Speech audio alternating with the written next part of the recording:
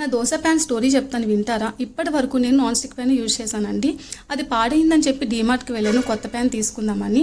అది నేను చూస్తూ ఉంటే నాకు ఈ ప్యాన్ కనిపించింది. మేము ఎప్పటి నుంచో ఈ ఐరన్ ప్యాన్ తీసుకోవాలి అనుకుంటున్నాం, కానీ అలా డిలే చేసేస్తున్నాము. ఎలాగో మాకు అవసరం ఉంది తీసుకోవాలి కదా అని చెప్పి ఇంక ఇదే తీసుకున్నాము.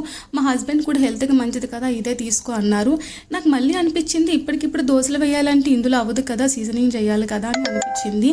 సరే నాన్ స్టిక్ ప్యాన్ కూడా తీసుకుందాం అనుకున్నాను, కానీ మా హస్బెండ్ చెప్పారు రెండవ తీసుకుంటారు ఒకటే తీసుకో అని చాలా కూల్గా చెప్పారు. అంత కూల్గా చెప్పినప్పుడు నేను కూడా క్యూట్గా మాట వినియాలి కదా. సరే అని చెప్పి తీసుకొని వచ్చేసాను. ఇంటికి వచ్చిన తర్వాత నాకు టెన్షన్ స్టార్ట్ అయింది, దీన్ని ఎట్లా క్లీన్ చేయాలి అని. సరే నేను యూట్యూబ్ స్క్రోల్ చేస్తూ ఉంటే ఒక వీడియో నాకు చాలా హెల్ప్ చేసిందండి. చాలా బాగా ఎక్స్ప్లెయిన్ చేశారు. దానివల్ల నాకు 1.5 అవర్లో పని అయిపోయింది. ఫస్ట్ దోశ సూపర్ అంటే సూపర్ వచ్చిందని చాలామంది చెప్పారు, విన్నాను ఫస్ట్ దోశ సరిగ్గా రాదు అని. కానీ నాకైతే చాలా బాగా వచ్చింది ఫస్ట్ దోశ. లాస్ట్ ఎడ్జెస్ మటుకు కొంచెం ఇబ్బంది పెట్టింది అంతే. ఇంతేనండి. ఇదేంటి అని అనుకుంటున్నారా, మళ్ళీ చూపిస్తుంది అని. ఇది వేప పువ్వు పచ్చడి అండి. నేనే చేసుకుంటాను, ఇంట్లో నేనే తింటాను. మరి బ్లాక్గా ఉంది ఏంటమ్మా అనుకుంటున్నారా? చింతపండు బ్లాక్గా ఉందండి, అందుకే ఇలా ఉంది. టేస్ట్ అయితే సూపర్ ఉందండి. బాయ్.